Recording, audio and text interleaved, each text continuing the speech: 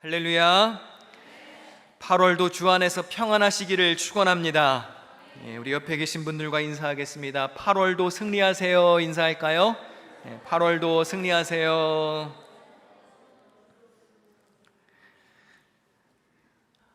우리 지휘자님의 첫 곡 선곡이 아주 탁월했습니다. 은혜 아니면, 제가 말씀드린 적 있죠? 저도 은혜 아니면 못 사는 사람이라고. 주의 은혜도 있지만, 제 아내 이름이 은혜예요.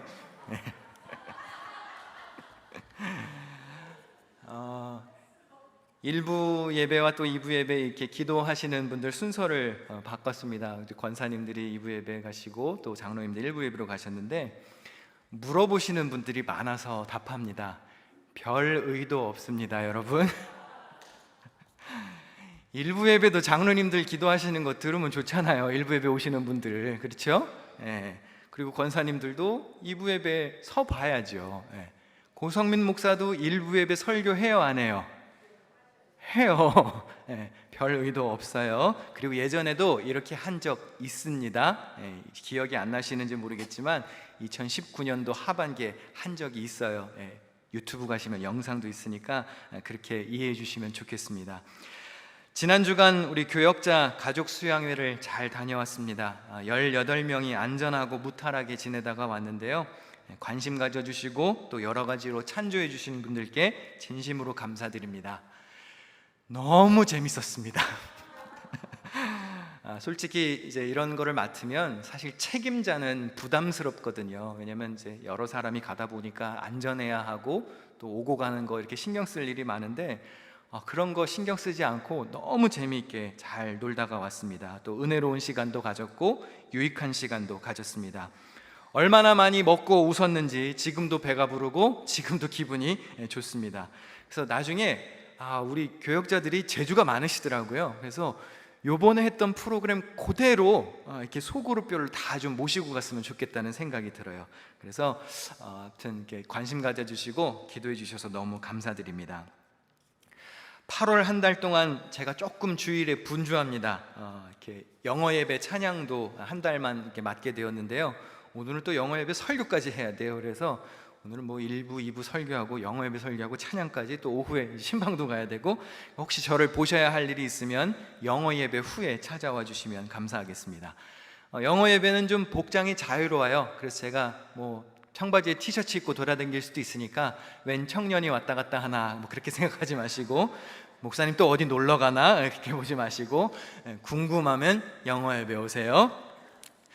자, 다윗 왕 시리즈 6번째 시간인데요, 매주 어떻게 은혜의 말씀이 되고 있으십니까? 오늘은 다윗이 저질렀던 치명적인 실수에 대해서 말씀을 나누겠습니다. 오늘 본문 1절 말씀을 다 같이 한번 다시 읽어볼까요? 시작. 그 해가 돌아와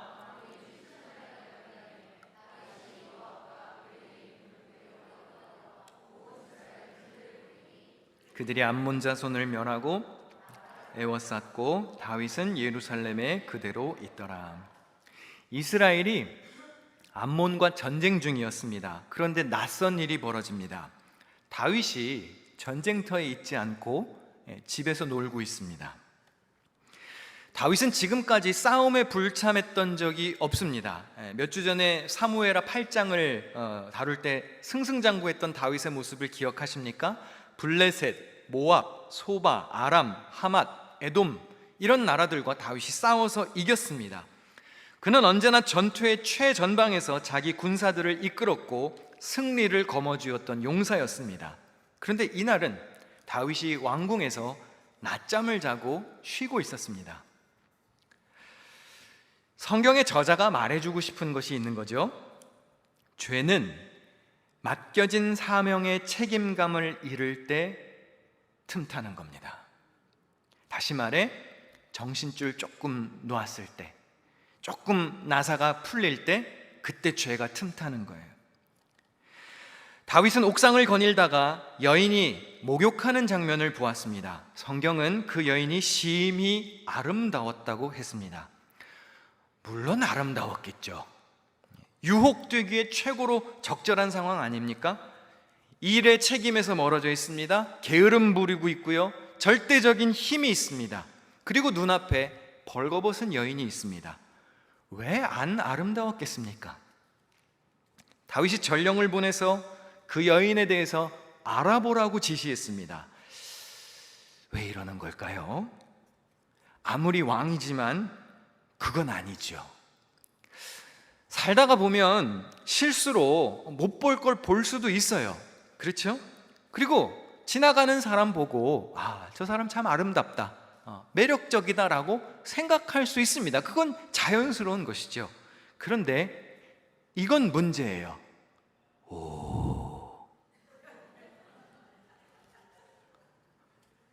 눈이 따라가면 그건 잘못된 거예요. 같이 사는 사람부터 가만히 놔두지 않을 거예요. 왜 다윗이 목욕하는 여인을 봤으면 실수로 봤다 칩시다.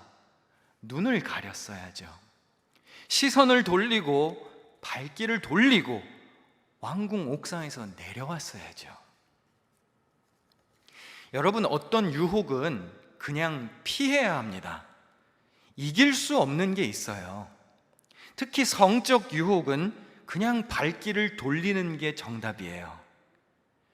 왜 목욕하는 여인의 신상을 캐물었나요? 다윗을 보십시오. 자기의 권력을 이용해서 사람을 마음대로 부리고 욕망을 채우려고 했습니다. 여인이 저녁에 목욕을 하고 있었다고 했죠.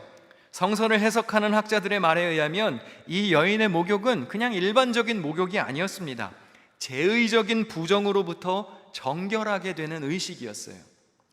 레위기의 정결법에 보면 부정한 사람은 저녁 때까지 부정합니다. 그리고 저녁 때에 몸을 물로 씻으면 다시 정결하게 됩니다. 그러니까 이 여인이 저녁에 목욕을 한 건 다윗을 꼬시기 위함이 아니었습니다. 율법의 근거에서 몸을 정결하게 하는 것이었어요.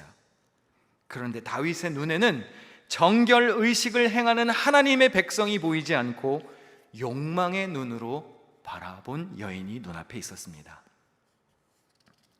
다윗이 보냈던 전령이 그 여인에 대해서 알아봤습니다. 그리고 이렇게 보고합니다. 우리 본문 3절을 같이 읽을까요? 시작.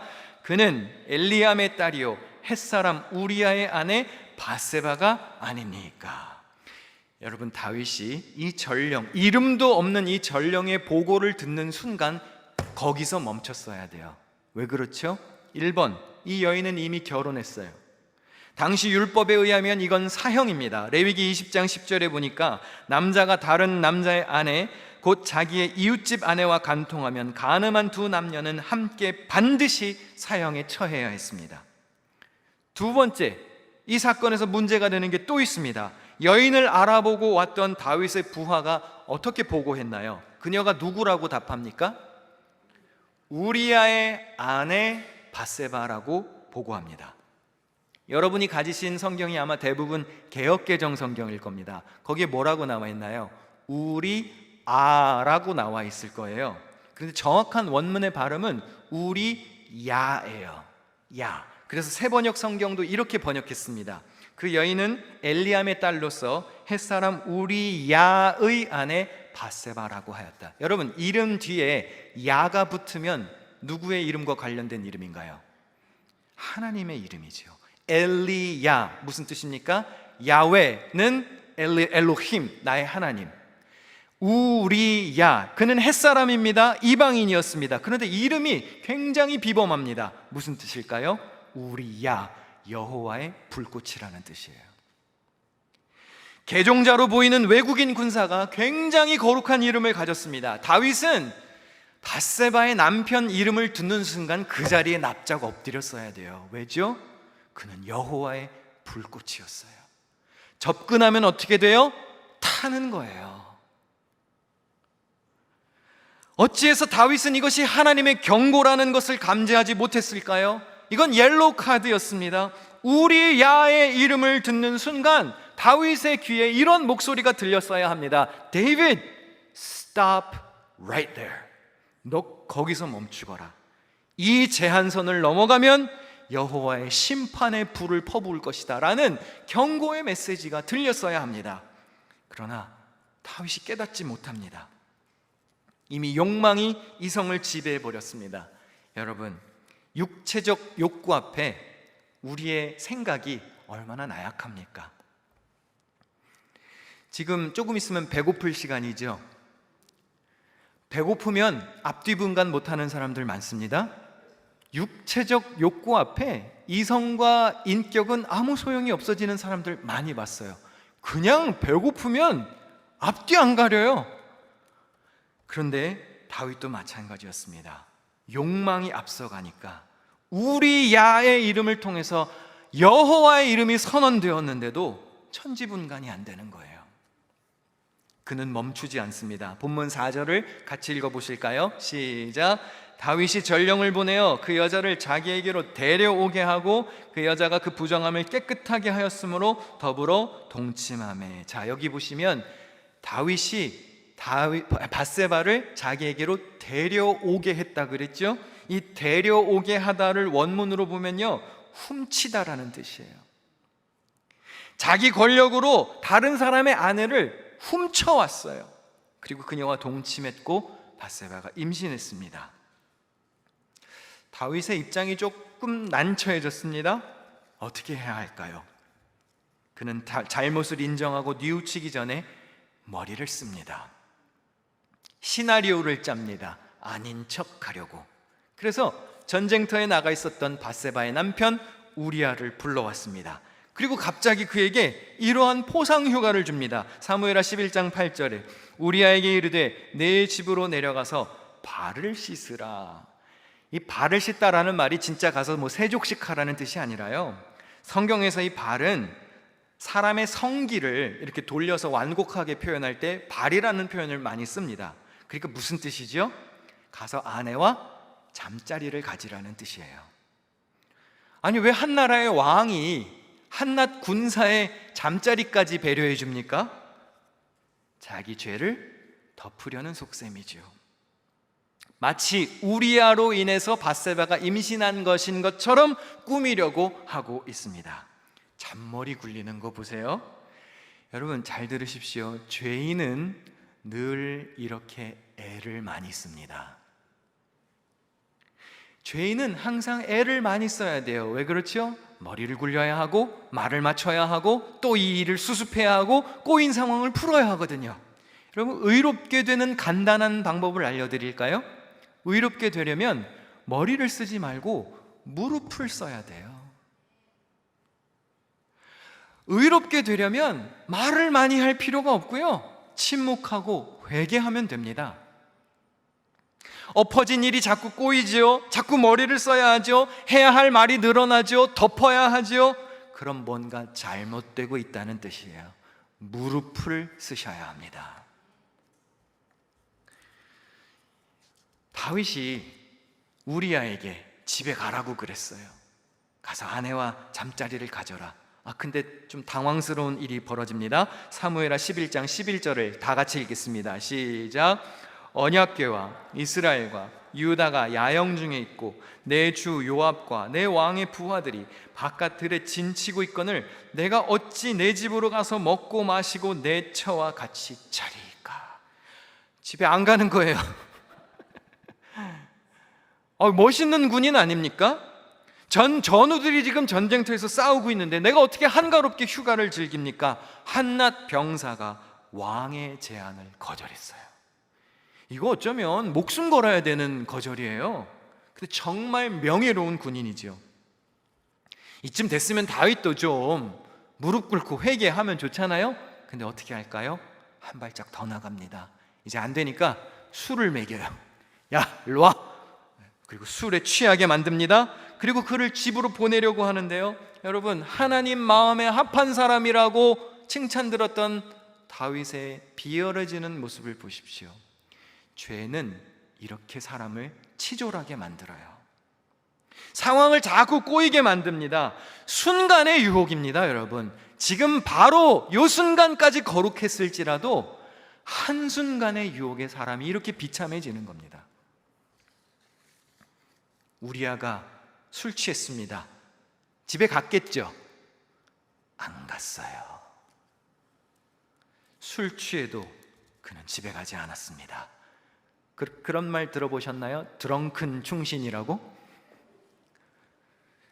술 취했는데 여전히 자신의 신념과 원칙을 지킵니다. 좀 사람이 이렇게 뚝심이 있어야 하지 않나요? 어떤 교수님이 우리아를 이렇게 평가하더라고요. 이런 멘트는 좀 메모해놔도 좋을 것 같아요. 술 취한 우리아가 정신 멀쩡한 다윗보다 거룩하다. 어떤 사람은 술을 먹어도 걱정할 게 없어요. 사람이 문제입니다, 여러분. 술이 문제가 아니에요. 강제로 술 취했어도 반듯함을 유지하는 사람이 있는 반면 제정신 차리고도 엉망인 사람이 있는 거예요. 다윗은 이미 오래전에 멈춰야 했지만 한 걸음 더 나아갑니다. 잘 들으세요. 이게 죄의 특성이에요. 먼저 지은 죄를 덮기 위해 또 다른 죄를 지어야 하는 거죠. 다윗이 안 되겠으니까 야, 너 다시 전쟁터로 가. 보냅니다. 그리고 가는 길에 그의 손에 편지 하나를 쥐어줬습니다. 너 이거 가서 요압 장군에게 전해줘. 그리고 다시 전쟁터로 보냈습니다. 그런데 그 편지에 이런 기가 막힌 내용이 적혀 있습니다. 사무엘하 11장 15절에 우리아를 맹렬한 싸움에 앞세워두고 너희는 뒤로 물러가서 그로 맞아 죽게 하라. 마치 싸우다가 죽은 것처럼 일을 또 꾸밉니다. 시나리오를 또 씁니다. 다윗이 어쩌다가 이렇게 나쁜 사람이 되었나요? 순진한 우리아의 모습을 보십시오. 아무것도 모른 채 자기의 살해 계획이 담긴 편지를 들고 충성스럽게 순종하고 요압 장군에게 그걸 또 갖다 줘요. 아유, 바보. 어떻게 됐을까요?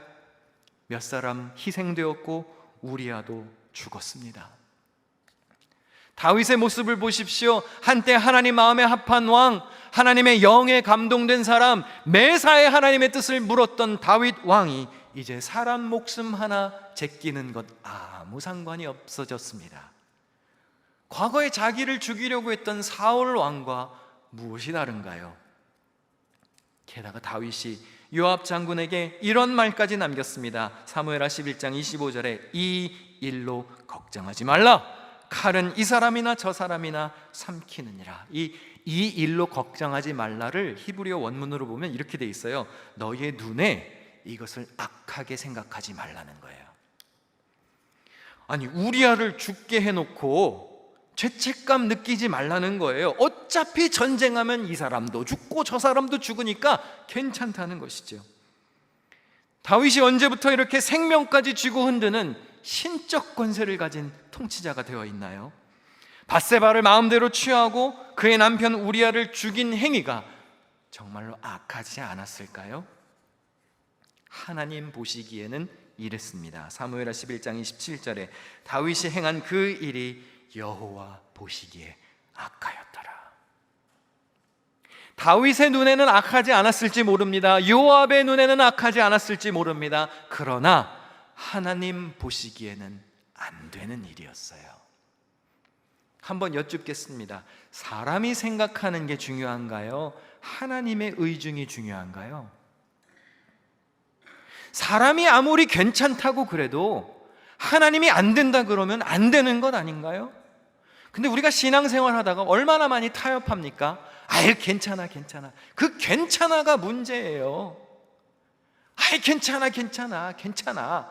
아니에요. 하나님 보시기엔 안 괜찮아요. 하나님 보시기에 악하면 그건 죄입니다. 하나님이 나단 선지자를 보냈습니다. 다윗의 죄를 지적합니다. 나단 선지자가 전했던 말 한 부분을 우리 다 같이 읽겠습니다. 사무엘하 12장 8절 말씀 시작. 나는 네 상전의 왕궁을 너에게 넘겨주고 네 상전의 아내들도 내 품에 안겨주었고 이스라엘 사람들과 유다 나라도 너에게 맡겼다. 그것으로도 부족하다면 내가 네게 무엇이든지 더 주었을 것이다. 지금 다윗에게 여자가 부족한가요? 아니에요. 다윗에게 진짜로 필요한 것이 있었더라면 하나님이 주셨을 것입니다. 여러분, 하나님은요 우리의 필요를 아십니다. 할렐루야. 마태복음 6장 8절에 보니까 구하기도 전에 하나님이 우리의 필요를 아신다고 그랬어요. 여러분, 이 사실을 믿으십니까? 정말로 여러분에게 필요한 것이 있으면 하나님이 구하기도 전에 주실 거예요. 그런데 주시지 않았으면 멈춰야 됩니다. 내가 가서 탈취하면 안 돼요. 제한선을 넘어가면 그 대가를 지불하게 되어 있습니다. 여러분, 하나님은 여러분의 필요를 아십니다. 때에 따라 채우실 것입니다. 하나님이 허락하지 않으셨으면 겸손하게 멈춰야 됩니다. 요한일서 2장 16절에 의하면 세상적인 것들은 세 가지로 구분이 될 수 있습니다. 다 같이 읽어보실까요? 시작. 세상에 있는 모든 것이 육신의 정욕과 안목의 정욕과 이생의 자랑이니 다 아버지께로부터 온 것이 아니요 세상으로부터 온 것이라. 세 가지가 있어요. 육신의 정욕, 안목의 정욕, 이생의 자랑. 이걸 조금 더 쉽게 표현해 보겠습니다. 다음 슬라이드를 보여주시면 육체적 만족이 있고요, 눈의 만족이 있어요. 존중받고 싶은 거죠. 명예를 얻고 싶은 겁니다. 거기서 한 단계 더 나아가면 권력을 갖고 싶어요. 내 마음대로 하고 싶은 힘을 탐하게 됩니다. 인간의 욕망은 육체를 만족시키는 것에서 출발합니다. 그 다음은 눈의 만족이고요, 높아지고 싶어 하죠. 더 나아가서는 최고의 힘을 휘두르고 싶어 합니다. 여러분, 아담과 하와가 먹었던 과실이 어땠는지 혹시 기억하시나요? 창세기 3장 6절에 보니까 이렇게 나와 있습니다. 여자가 그 나무를 본즉 먹음직도 하고 보암직도 하고 지혜롭게 할 만큼 탐스럽기도 했다 그랬어요. 하나님이 유일하게 금지하신 것이 먹음직스러웠습니다. 육체의 만족을 주기에 충분했어요. 두 번째, 보암직도 했어요. 멋있었어요. 예뻤습니다. 지혜롭게 할 만큼 탐스럽기도 했습니다. 옛날 시대 때는요, 지혜라고 하는 것은 통치자들만 가질 수 있다고 생각했어요. 그러니까 지혜를 얻으면 내 마음대로 할 수 있는 거예요. 하나님께 안 물어봐도 되고 내 멋대로 할 수 있는 거예요. 다윗의 죄 크게 다르지 않습니다. 바세바와 동침했죠. 육체적 만족을 따랐습니다. 벗은 몸을 보고 유혹되었습니다. 눈의 만족을 쫓아갔어요. 사람을 보내서 접근 불가능한 영역을 침범했습니다. 자신의 절대적인 힘을 마음대로 휘둘렀어요. 여러분, 사람에게 닥치는 유혹은요, 다 여기서 크게 벗어나지 않습니다. 이걸 극복할 수 있을까요? 육신의 정욕, 안목의 정욕, 이생의 자랑을 극복할 수 있는 해결책이 있을까요? 있어요. 성경에 좋은 사례가 있을까요? 예, 있어요. 있으니까 지금 설교를 하잖아요. 예수님이 어떤 시험을 겪으셨습니까? 여러분, 유혹은요, 구약시대 때나 신약시대 때나 오늘날이나 다 똑같아요. 예수님도 사탄에게 똑같은 시험 세 가지를 받으셨습니다. 어떤 시험이었죠? 마태복음 4장에 보면 금식하셨어요. 40일 동안. 얼마나 배가 고팠겠어요. 사탄이 유혹하죠. 돌을 빵으로 만들어서 먹어. 뭐죠? 육체의 만족을 취하라는 거예요. 두 번째 시험이 뭡니까? 너 성전에서 뛰어내려봐. 천사가 너를 받쳐줄 거야. 눈의 만족을 보여달라는 겁니다. 너 어디 한번 뛰어내려봐. 너의 능력을 한번 과시해봐. 볼거리를 우리에게 제공하라고. 세 번째 시험이 뭡니까? 한 번만 사탄에게 엎드려서 굴복하면 세상 모든 걸 다 주겠다고 그랬습니다. 절대적인 힘, 이생의 자랑이죠. 인간이 겪었던 시험과 하나도 다르지 않습니다. 사람은 다 넘어졌죠. 아담과 하와도 넘어졌고 다윗도 실패했습니다. 그런데 예수님은 어떠셨지요? 예수님은 이 시험을 이기셨어요.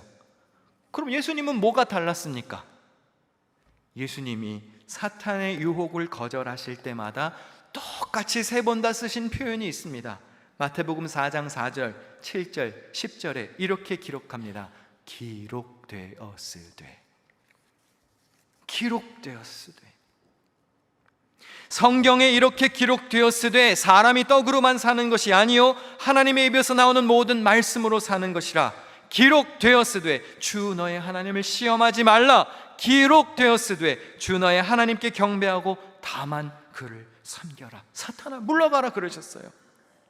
죄의 달콤한 유혹이 다가올 때 여러분은 무엇을 의지하시나요?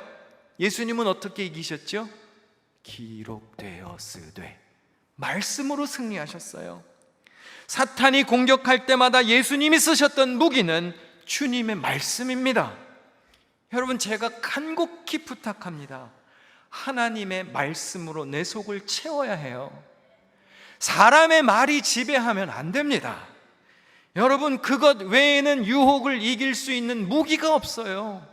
성도의 유일한 무기가 뭡니까? 성령의 검, 곧 하나님의 말씀이에요.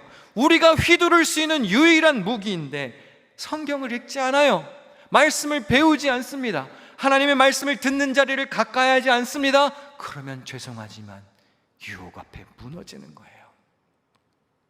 사람의 지혜가, 사람의 힘이 유혹에서부터 건져주는 게 아닙니다. 목사가 건져주는 게 아니에요. 여러분, 성경 읽으십시오. 말씀 묵상하십시오. 성경 공부 등록하여 배우십시오. 여러분이 나누는 대화가 말씀에 기초한 대화입니까? 그렇지 않다면 그 자리를 떠나야 합니다. 그렇지 않다면 그런 모임에 끼지 말아야 합니다. 말씀이 기초가 되지 않는 모임이라면 여러분의 신앙에 도움이 되지 않는 거예요. 사실 두 번째 시험은요, 난이도가 굉장히 높았습니다. 왜냐하면요, 사탄도 이렇게 말해요. 기록되었으되. 야, 예수야, 여기서 뛰어내려봐. 기록되었으되. 시편에 보니까 하나님이 천사를 보내서 보호하신다며. 여러분 잘 들으세요. 사탄도 기록되었으되 쓸 줄 알아요. 사탄도 교묘해요. 하나님의 말씀 안다고요. 사탄도 아는 하나님의 말씀을 성도가 모르는 게 말이 됩니까?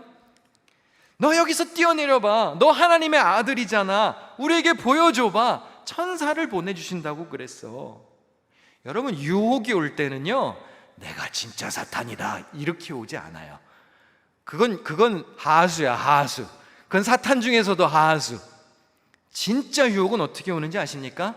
이게 진짜 하나님의 뜻인가? 교묘하게 온다고요. 사실 세 번째 시험은 너무 간단해서 탈이었습니다. 조건이 너무 쉬워도 넘어지기 쉽죠.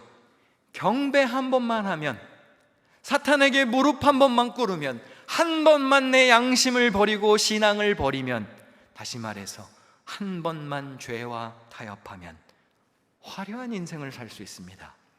이거 고민할 만하지 않나요? 내가 매주 얼마나 힘들게 사는데, 신앙생활 얼마나 어렵게 하는데, 한 번만 고개 숙이면 멋있게 살 수 있다? 유혹될 만하죠. 그런데 예수님은 어떻게 하셨습니까? 똑같이 기록되었으되 물러가라, 기록되었으되 시험치 말라. 나중에 어떻게 되었죠? 천사가 와서 수종을 들었어요. 여러분, 사탄의 유혹을 말씀으로 승리하지요? 그럼 천사가 여러분을 돕습니다.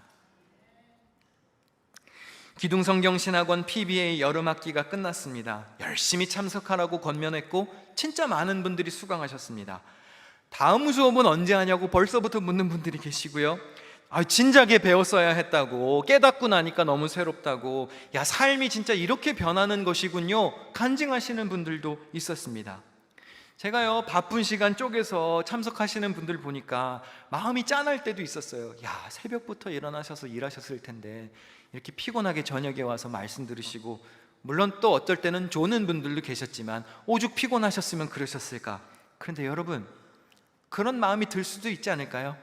아유, 저렇게 힘들고 피곤하신데 다음엔 하지 말아야 되겠다, 그냥 열심히 쉬라고 그래야지, 그냥 주일만 와서 예배 잘 드리셔도 괜찮습니다, 그러면 좋잖아요.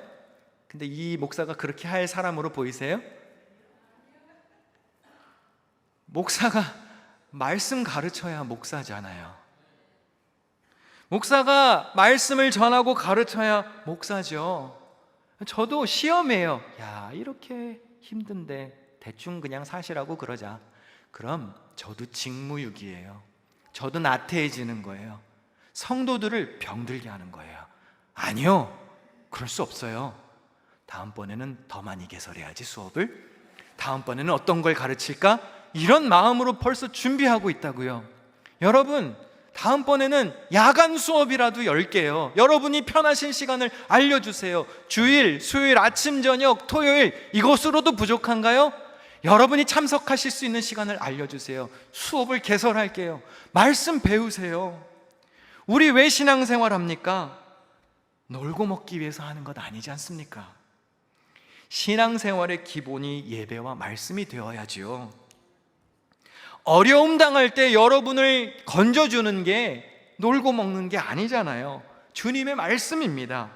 하나님의 말씀이 내 안에서 역사해야 교회도 성장하는 것이고 성도도 성장하는 것이고 여러분의 영혼이 안전한 겁니다. 한번 질문해 볼게요. 사탄이 시험할 때, 내 앞에 이러한 환난이 들이닥칠 때 여러분 붙잡고 의지할 말씀이 있으세요? 휘두를 성령의 검이 있으세요? 이런 유혹이 왔어요. 이런 달콤한 시험이 왔습니다. 아니요, 성경 말씀이 이렇게 기록되어 있습니다. 저는 안 됩니다 라고 던지실 무기가 있냐 말입니다. 기도와 찬양도요, 말씀에 의지해서 해야 합니다. 기도는 열심히 하는데 성경 안 본다? 그건 가짜예요. 찬송만 열심히 부르고 설교 시간에 잔다? 죄송하지만 그 찬양에는 생명력이 없습니다. 하나님의 말씀에 생명이 있어요. 히브리서 4장 12절 다 같이 큰 소리로 읽겠습니다. 시작. 하나님의 말씀은 살아있고 활력이 있어 좌우의 날선 어떤 검보다도 예리하여 혼과 영과 및 관절과 골수를 찔러 쪼개기까지 하며 또 마음의 생각과 뜻을 판단하나니. 할렐루야. 여러분이 성경책을 펴서 여러분이 성경 글자를 읽는 것 같지만 그 사이에 성경이 여러분을 읽어요. 하나님이 여러분을 판단하시고 하나님이 여러분의 영혼을 읽으신다고요. 여러분에게 필요한 지혜를 주시는 겁니다. 말씀이 풍성하면 그 말씀이 내 안에서 역사합니다. 말씀 안에 있는 다양한 교훈이 나에게 지혜를 주는 거예요. 가르치시고 생각나게 하시는 성령께서 시험과 환난이 다가올 때 내가 어떻게 하면 하나님의 사람답게 진리 안에 거하는지 알려주신단 말입니다. 그래서 말씀의 사람은 어떠한 시련 앞에서도 의연한 거예요. 흔들리지 않아요. 뚝심이 있어요. 아까 우리아처럼 반듯한 거예요. 술을 갖다 먹여도 정신이 온전한 겁니다. 왜? 말씀이 그 안에서 역사하니까요. 사랑하는 성도 여러분, 치명적 실수로 신앙생활에 오점을 남기지 마시고 말씀 속에 거하며 좌로나 우로나 치우치지 않고 견실한 믿음을 지키시기를 축원합니다. 시험과 유혹으로부터 멋있게 승리하여 하나님께 영광을 올려드리는 복된 삶의 주인공이 되시기를 축원합니다. 기도하겠습니다.